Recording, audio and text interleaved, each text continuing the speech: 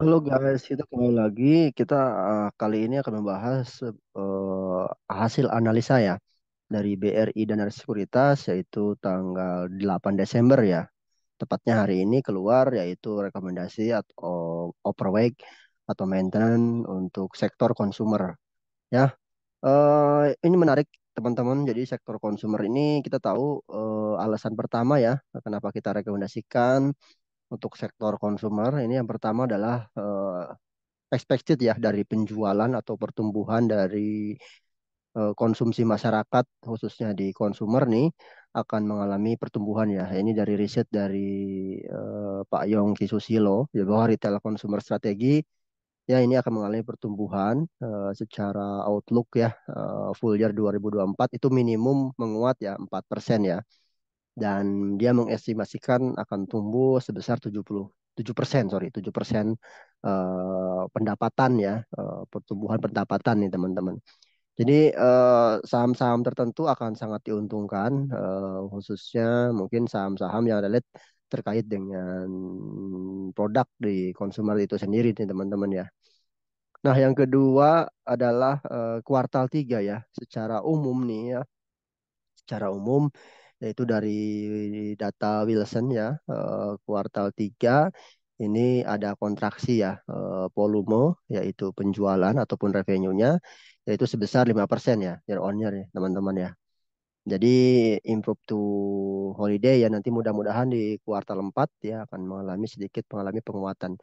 Tetapi beberapa sektor ataupun produk masih mengalami penguatan, yaitu ada produk kecantikan dan juga kesehatan. Ini masih mengalami pertumbuhan, khususnya di skincare ya. Itu mengalami pertumbuhan 1 sampai 2% ya untuk kuartal to kuartalnya ya. Dan beberapa kategori juga masih mengalami pertumbuhan, tapi di bawah estimasi teman-teman ya. Nah, yang ketiga juga secara umum ini 2024 ya diprediksikan akan mengalami pertumbuhan. Ini dikarenakan juga secara inklusi maupun dari sisi eksternal, saya kira di 2024 ini jauh lebih mendukung ya.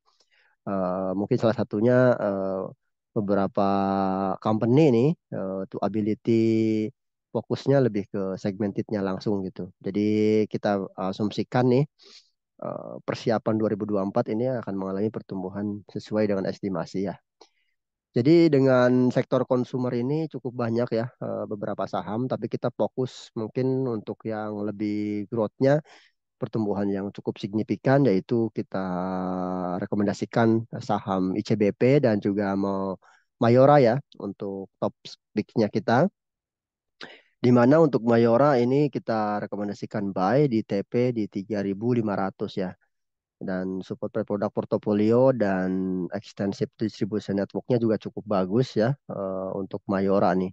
Yang kedua adalah ICBP, ini kita rekomendasikan buy di TP di 13.000 ya.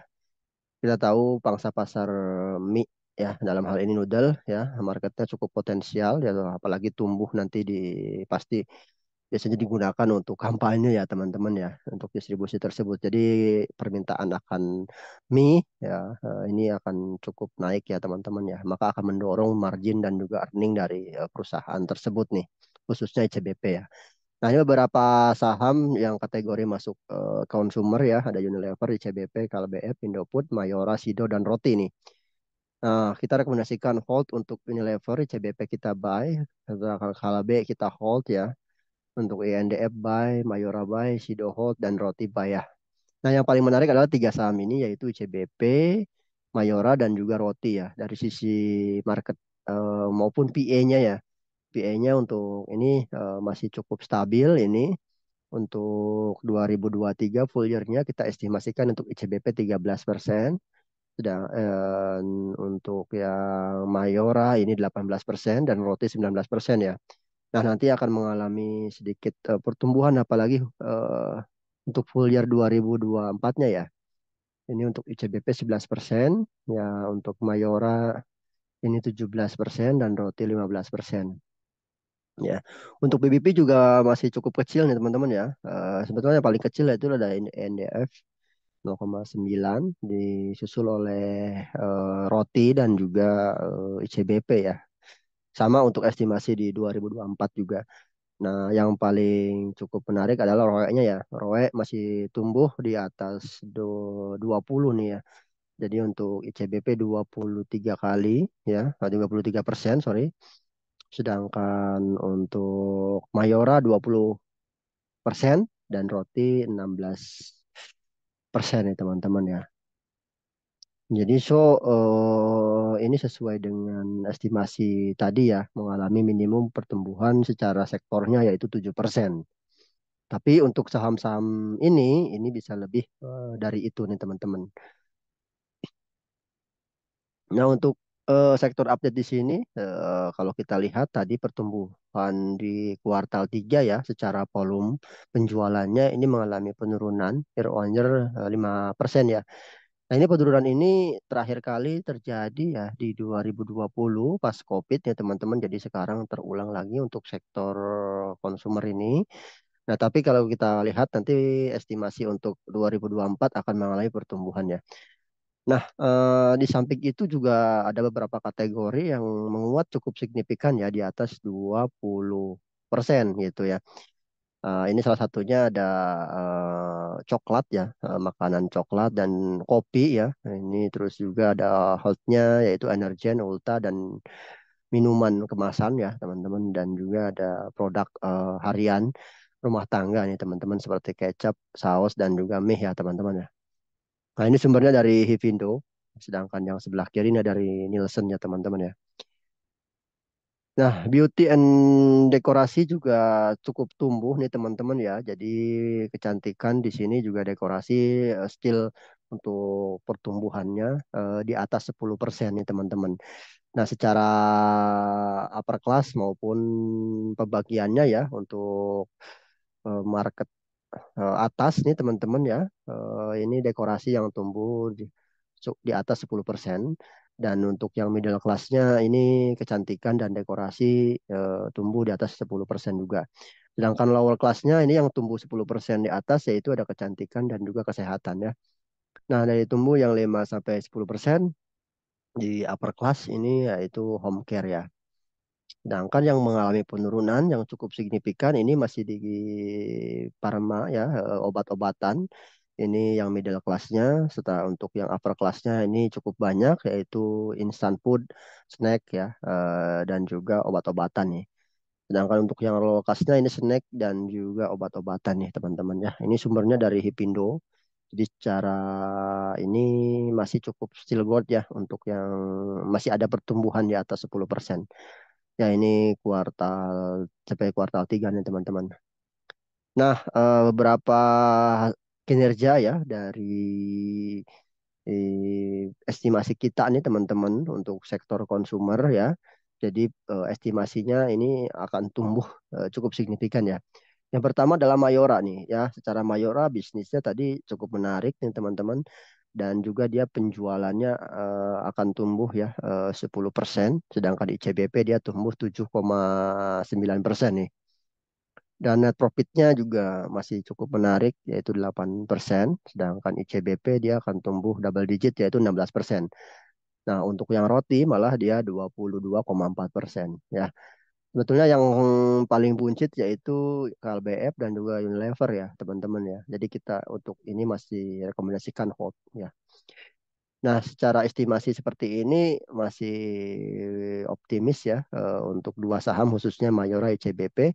Ini kita rekomendasikan nih karena secara estimasi cukup leading ya di sektor konsumer ini. Nah, kita estimasikan untuk ICBP sendiri nih teman-teman, positif earning outlook-nya untuk full year-nya, net profit maupun core profit-nya masih tumbuh ya 16 ataupun 5% year on year. Dan juga secara top line growth-nya dia akan tumbuh ya year on year yaitu 4% ya teman-teman. Dan juga margin secara umum stabil. Nah, untuk penjualan mie juga ditopang oleh itu yaitu mengalami penguatan 5,7%. Ya, ini rata-rata dari 2012 sampai 2022 setelah disupport juga oleh akuisisi di tahun 2020 ya oleh ICBP sendiri gitu. Terus ICBP juga penjualannya semakin bervariasi ya. Dan secara valuasi ini estimasi di full year 2024 PI-nya 11,5 kali ataupun 37% ya diskon ataupun ada potensial penguatannya di sektor tersebut nih teman-teman. Nah, yang perlu kita perhatikan dari sini adalah pertumbuhan dari Spend Hill sendiri dan juga rupiah ya terkait depresiasi rupiah untuk risk dari ICBP. Sedangkan Mayora will benefit to ininya secara estimasi cukup menarik ini sampai semester 2024 ya. Dia akan targeting world classing ya. Jadi di dua nanti semester 2 2024 ini ekspektasinya dia akan lebih tinggi di ekspor ya teman-teman ya. Secara top line juga masih cukup tumbuh nih teman-teman. Dan kita estimasikan gross marginnya akan tumbuh yaitu di 26,9% ya full year 2023 sampai 2024. Yaitu top line-nya tumbuh 11,11% year on year dan ditopang juga oleh komoditi price-nya yang slow down ataupun mulai turun ya. Jadi estimasi core profit-nya di 2024 ya akan mengalami kenaikan 13% ataupun 3,18 triliun ya. Nah, QRIS-nya yang perlu kita lihat yaitu estimasi ekspor ya. Jadi kita maintenance buy untuk Mayora ini di TP di 3.500 nah, dengan PI 25,3 kali nih. Nah, yang ketiga mungkin menjadi pilihan juga nih teman-teman ada roti ya. Jadi roti ini kita estimasikan, kita percaya juga dia akan generate higher yaitu pertumbuhan yang meningkat, earnings growth-nya juga akan mengalami penguatan ya.